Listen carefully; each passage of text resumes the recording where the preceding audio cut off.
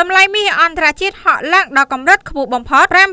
$5,542 ក្នុងមួយដំឡឹងដោយសារកម្ដៅនយោបាយអាមេរិកនិងអ៊ីរ៉ង់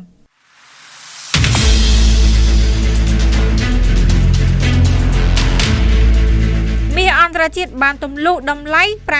$5,542 ក្នុងមួយដំឡឹងជាលើកដំបូងនៅថ្ងៃទី 12 ខែមករាឆ្នាំ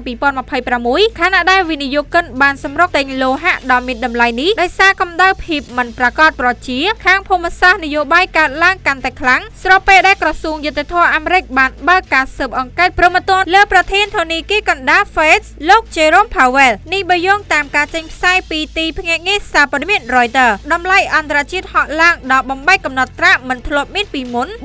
$4,500 ក្នុងមួយកោណកាលពីព្រឹកថ្ងៃទី 12 ខែមករាឆ្នាំ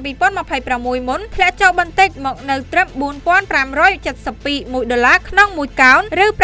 $5,507 ក្នុងមួយដំឡឹងគិតត្រឹមម៉ោង 1:20 នាទីរសៀលថ្ងៃដដែលមកនៅកម្ពុជាអ្នកវិភាគទីផ្សារជាន់ខ្ពស់របស់ KCM Dre បានលើកឡើងថាព្រឹត្តិការណ៍នៅអ៊ីរ៉ង់និងការលូកដៃចូលដែលអាចកើតមានរបស់សហរដ្ឋអាមេរិកព្រមទាំងចំណុចកណ្ដាលនៃការស៊ើបអង្កេតព្រហ្មទណ្ឌលើប្រធានបទ Fed ហាក់ដូចជាភ្លើងខៀវសម្រាប់ឲ្យតម្លៃមាសឡើងខ្ពស់ជាងនេះលោក Jerome Powell នៅថ្ងៃទី 11 ខែមករាឆ្នាំ